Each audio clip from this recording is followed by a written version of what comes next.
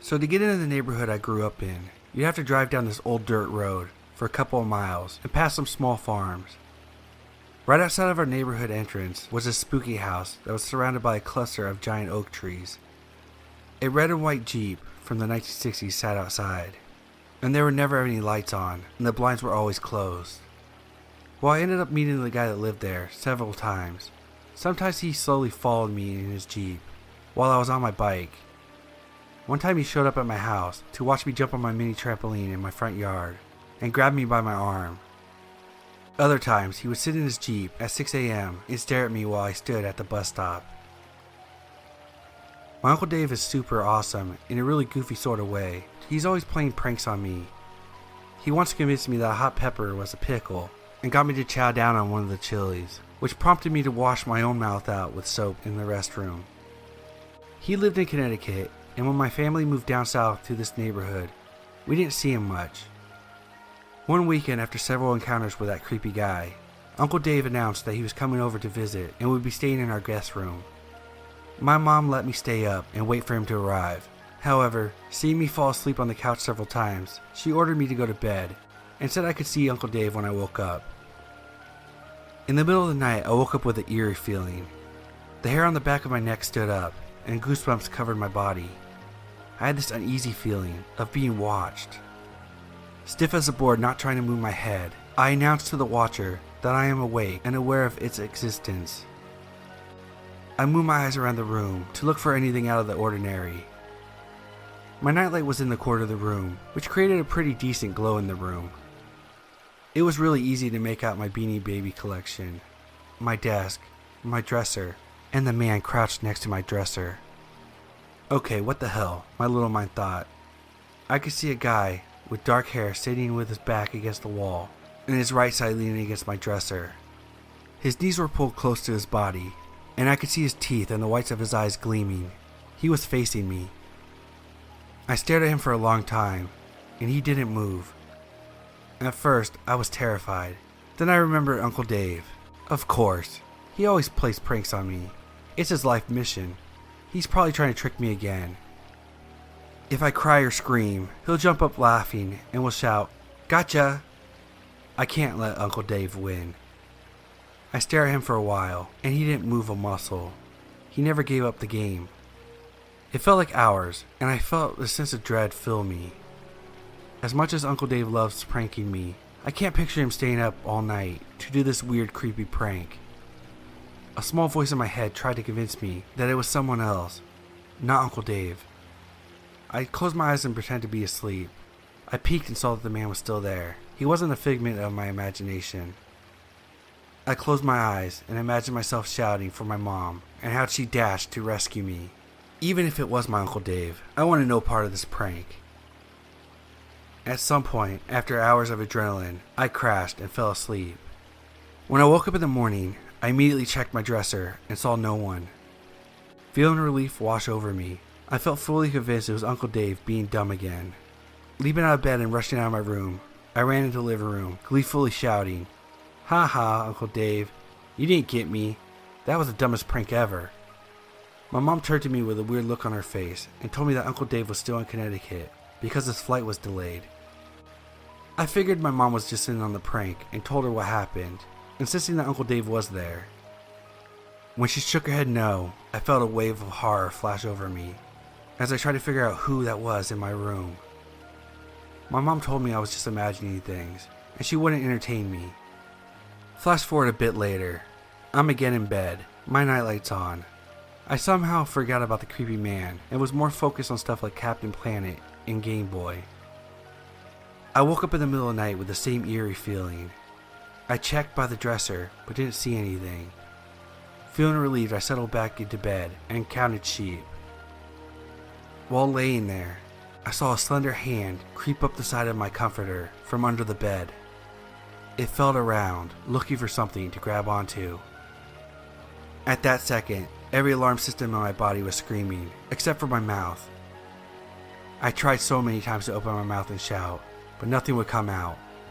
I felt paralyzed. The hand was on my bed for probably 5 minutes, but it felt like the longest 5 minutes of my life. I lay there petrified and fantasizing about running out of my room or calling for my mom, but I couldn't get my mouth or legs to work. Instead, I laid there, frozen like a wuss. I was eventually able to call for my mom, but in the middle of me shouting, "Mom!" my nightlight turned off. I don't remember what happened after that, but I think I fainted from fright. When I woke up, I stood up on my bed and took a flying leap, then ran out of my room to tell my mom what happened. My dad checked under my bed, and again told me it was just my imagination.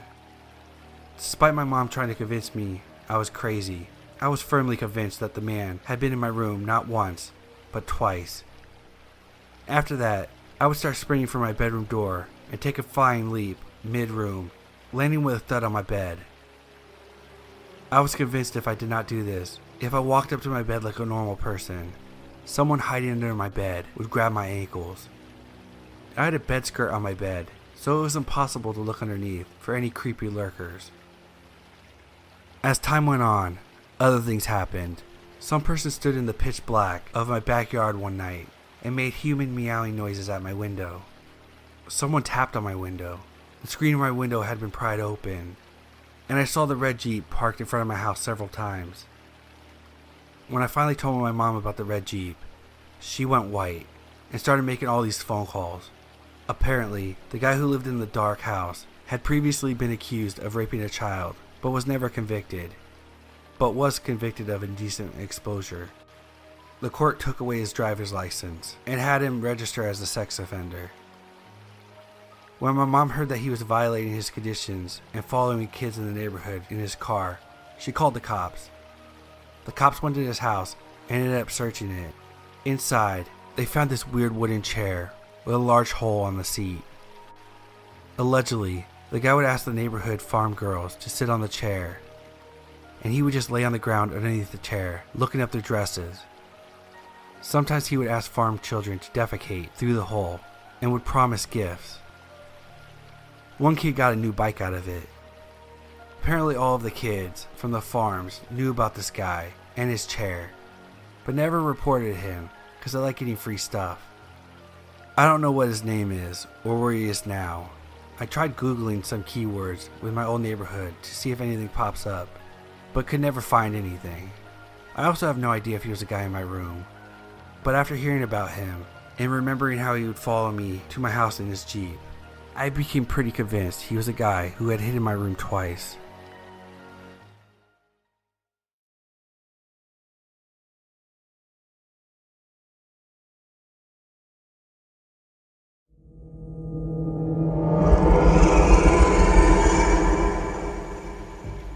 So there was this guy in my closet I'd like to not meet again, but I'll start from the beginning and we can go from there. The first time I came face to face with this strange man was about 7 years ago. It was a normal summer day. Now I didn't have a terrible childhood, but I didn't have a great one either. My mother was struggling to make ends meet, and we lived in a really crappy 2-bedroom house.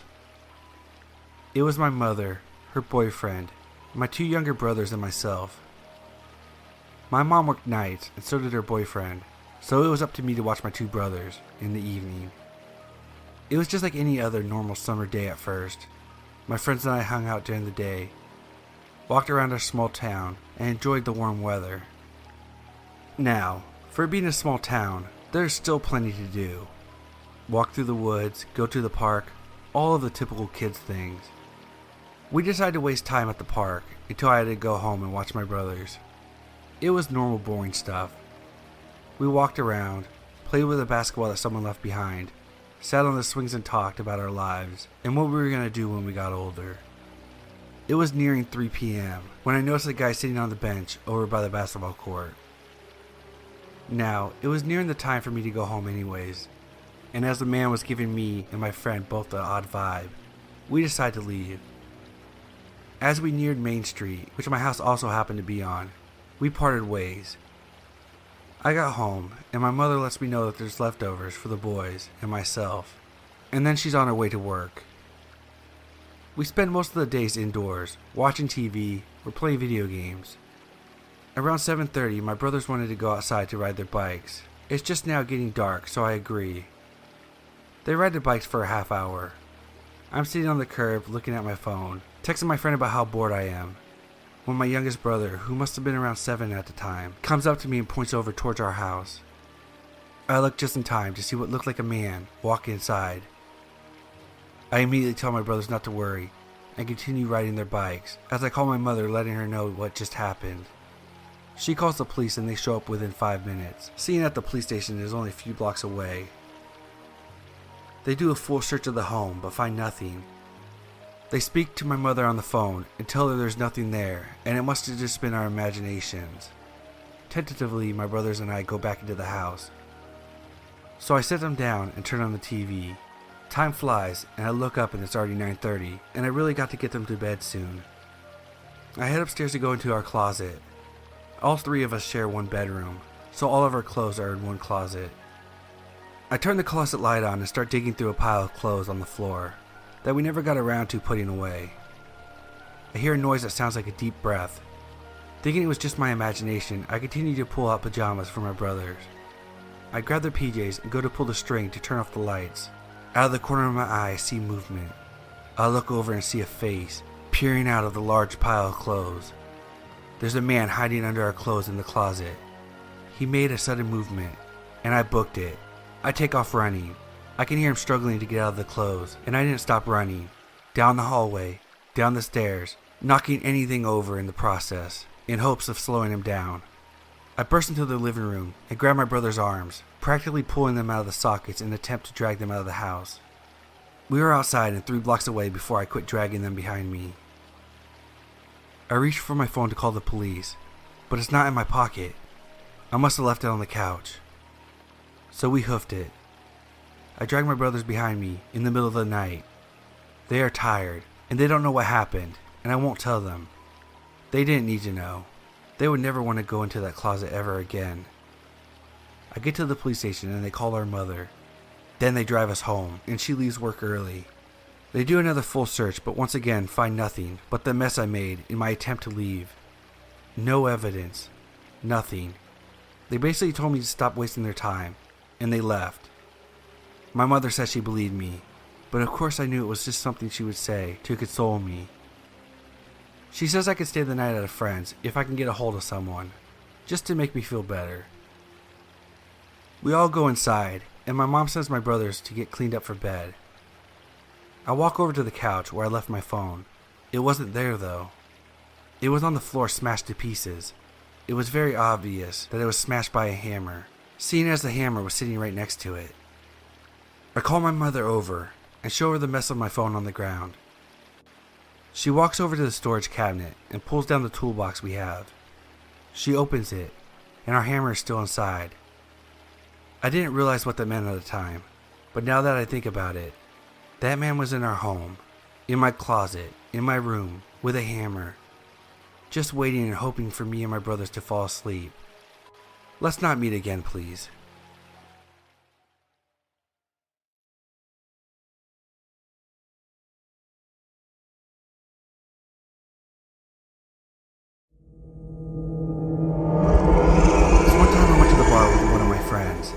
I just turned 21, so I haven't been to much bars up to this point.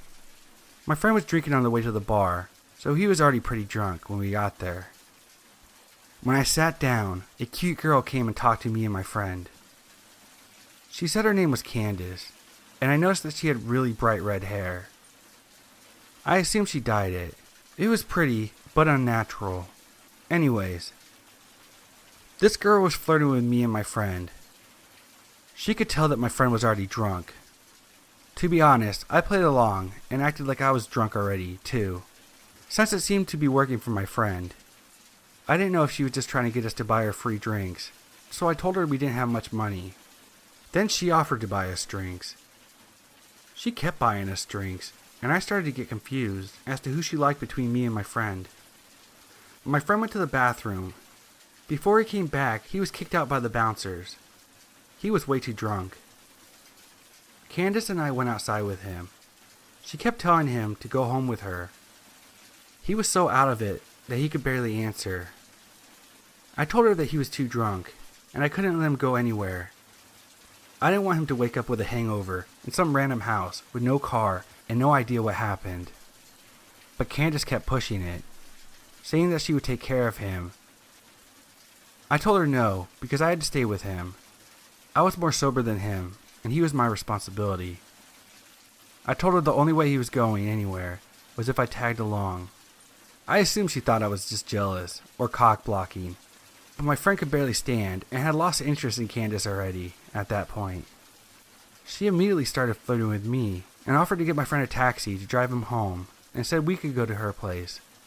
At this point I had a few drinks and I was pretty buzzed, so I agreed. We took my friend to the taxi and then walked to her car. I slightly stumbled on the way to her car. "Wow, you're pretty drunk, huh?" she said, smiling as she held onto my arm. "Yeah," I said. I don't know why, but I just felt slightly shy and anxious. Everything was just happening too easy for me, so I felt uneasy. We got into her car and drove down the street. "Want to stop at the liquor store and get some more to drink?" "I'll buy, so you don't have to worry about paying," she offered. I didn't want to drink any more than I already did. I was already buzzed. I wanted to be able to carry myself throughout the rest of the night. Sometimes I made myself stupid when I drank too much, so I didn't want to ruin anything with Candace more than I already did earlier, with telling her my friend was too drunk. I told her I was already drunk enough, but she insisted. I didn't want to seem lame, so I told her I'd get a pint of liquor with some apple juice to chase it.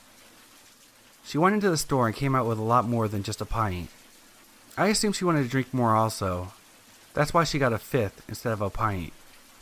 On the car ride, we passed the bottle back and forth, but she took teeny sips. I also tried to take teeny sips, but she kept passing the bottle back to me, telling me to drink. At that point, I somehow managed to drink all my apple juice, and I pretended to drink the liquor by spitting the liquor into the apple juice bottle. I tossed the apple juice bottle full of liquor out the window before she saw it. I didn't want her to know I was acting drunker than I actually was, because she actually believed I was sloppy drunk when I was simply buzzed. I took a couple more sips of liquor to finish the bottle. Throughout the car ride, I kept calling her the wrong name to get a reaction out of her, but she didn't react to it. She just kept letting me call her Carla without correcting me.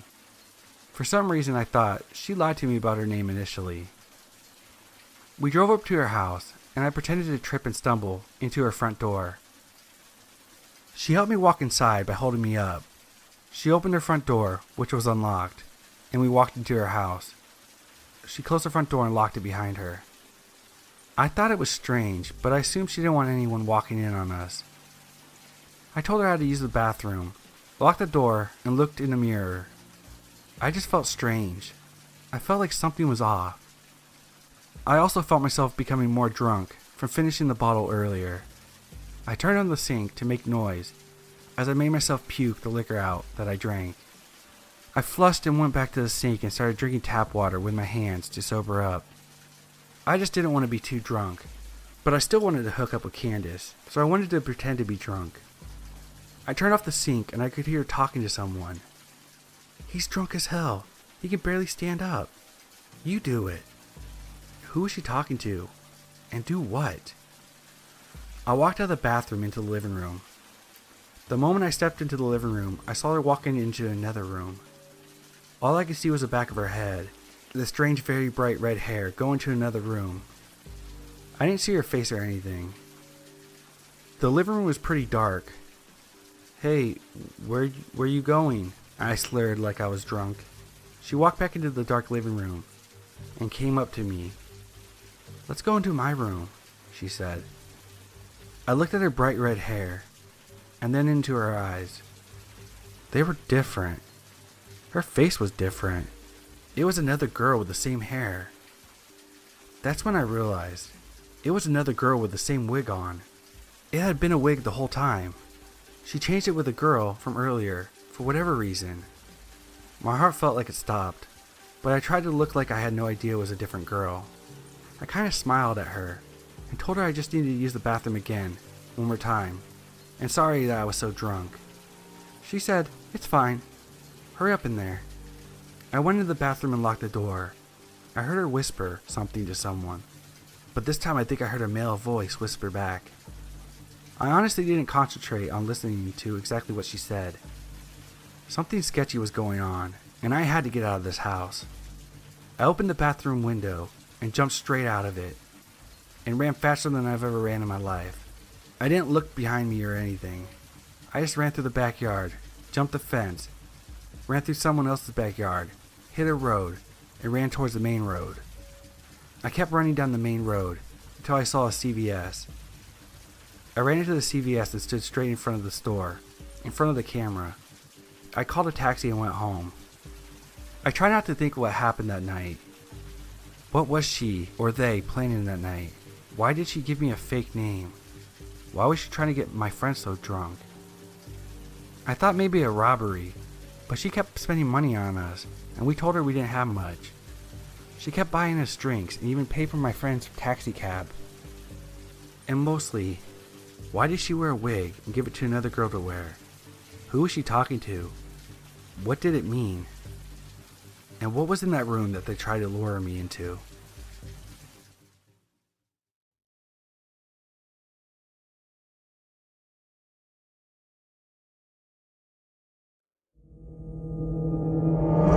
So this happened last night. I was at a classmate's house working on a group project we have due tomorrow.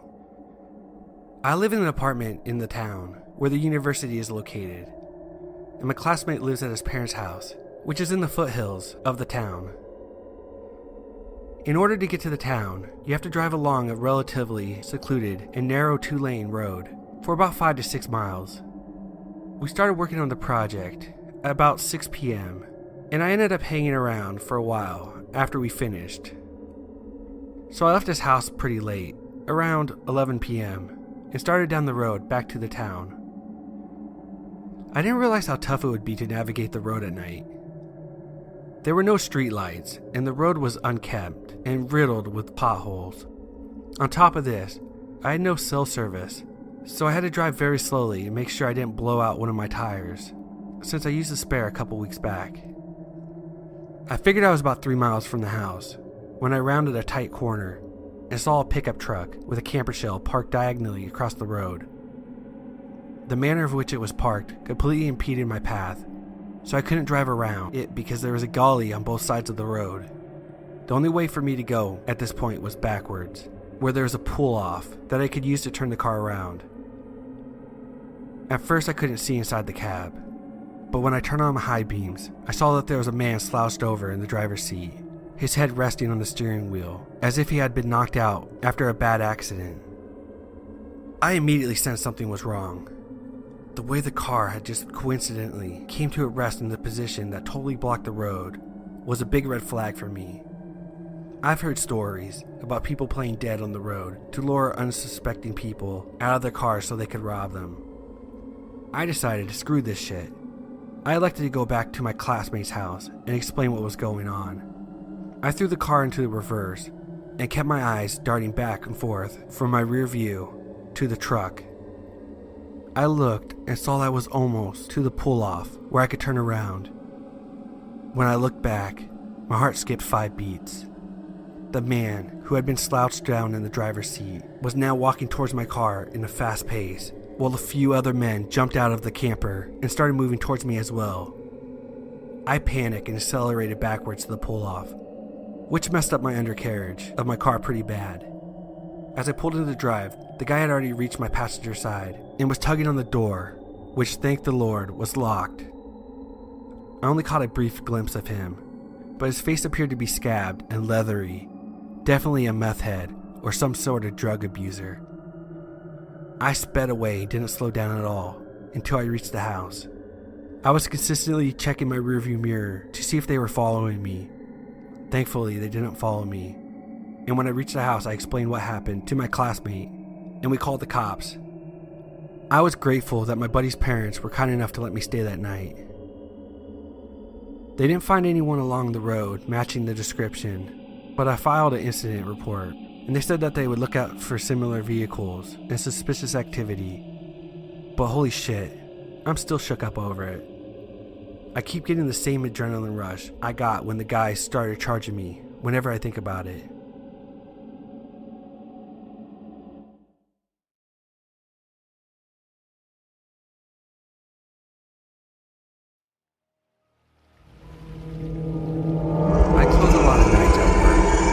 these late nights at the train station. I remember this like it was yesterday, even though it happened about 2 years ago. I had a late close at work, so I missed the bus I usually take and had to walk home.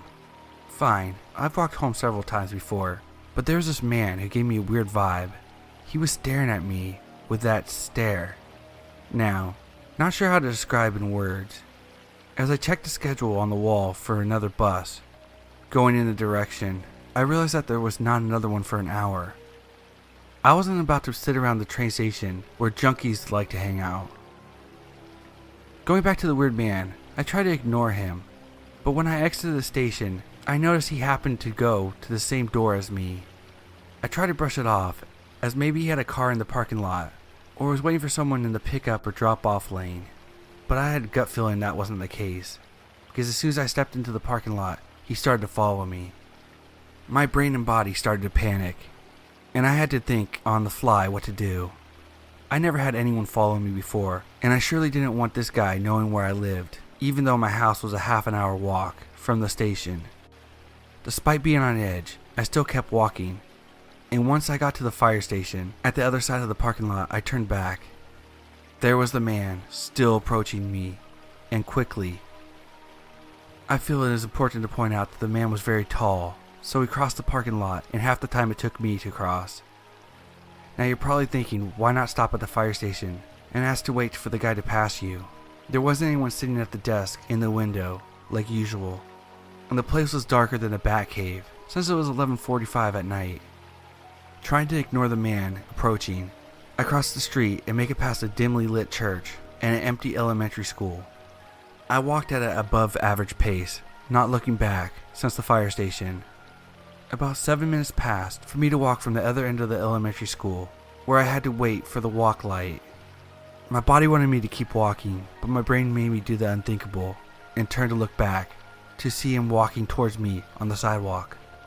He was at the playground next to the school, and in a few long strides, he could have easily caught up to me.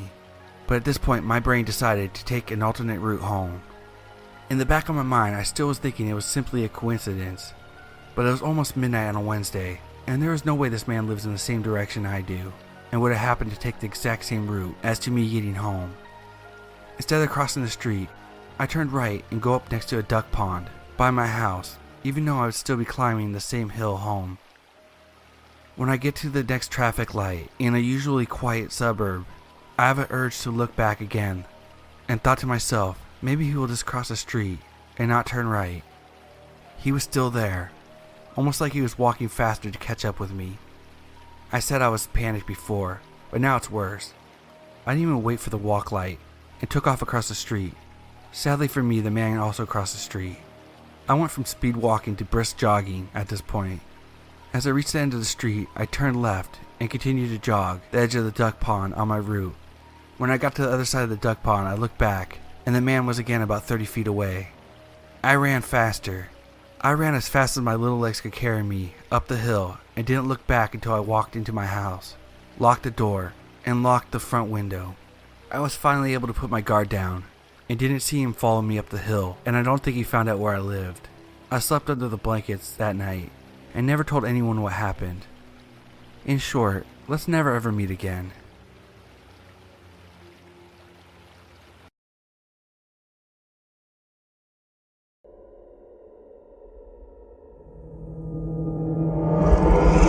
One evening, when I was a junior in high school, my mom and dad went out, leaving me home alone. I had a lot of homework to do, so I spent the whole evening sitting at my desk in my bedroom. My parents left the house around 6 p.m. While I was doing homework, I put my headphones on and listened to loud music. There was a storm that night, and my desk was facing the window, so I could see the rain and the lightning outside. My parents came home around 11 p.m. When I saw their car drive up, I took off my headphones. As soon as my mom opened the front door and came inside, I heard her shout my name. "What on earth happened here?" she demanded in an angry voice. Confused, I ran downstairs. My mom was standing in the hallway with a furious look on her face. She pointed at the floor and yelled, "Was this you?" I looked down and saw the carpet was covered in muddy footprints. I have no idea how those got there. I spent the whole night at my desk doing my homework. I watched as her face changed from anger to confusion, and then to fear. We both realized at the same time someone must have been in the house. We followed the trail of footprints, trying to make sense of the whole situation. They started at the back door, which we usually leave unlocked. Then we noticed something else. The footprints started at the back door, but there is no trail of the footprints going back through that door. All of a sudden, we hear a loud, pounding noise that echoed throughout the house, then the sound of the front door being wrenched open and slamming shut. We all ran into the garage and locked the door behind us. My mom took out her cell phone and called the police. "Please come quickly. There's someone in our house." After what seemed like hours, a patrol car arrived with 2 police officers, a male and a female. One of the officers stayed with us in the garage, while his partner went through the house, searching it room by room. When she came back, the female officer told us that there was no one in the house and it was safe to go back in. As we were all breathing a sigh of relief, she asked, "Whose bedroom is upstairs on the left?" My parents looked at me. "It's mine," I told the officer. She asked me to follow her. As we walked through the house, we could see the trail of the muddy footprints leading from the back door, through the living room, through the hallway and up the stairs, into my parents' bedroom, and towards my room. They stopped at my doorway. The female officer pointed at the door, which had been open the whole night. Scrawled on it in blue marker was the following: 8:47, I see you. 8:53, you forgot to lock your back door. 8:59, you seem focused. 9:27, turn around. 9:47, look at me. 10:15, look at me. 10:37, look at me. 10:49, look at me. For more than 2 hours, someone had been standing in my doorway, watching me. To this day, I still shudder to think of what would have happened if I would have turned around.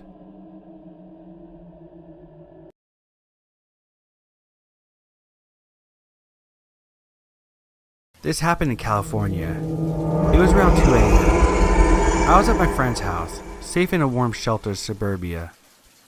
We had a lot to drink, chit-chatting, enjoying ourselves. Of course, when you're having fun, time hits a fast-forward button, and those few minutes turned into an hour. I had too much to drink. My friend has a bit of an abrupt bedtime, so I had to dodge out early, still intoxicated. I felt too shameful, thinking that I'd be asking too much to stay in his house to sleep off my drunkenness.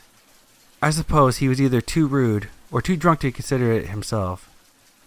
Anyways, sometimes a little inconvenience makes you appreciate everything else.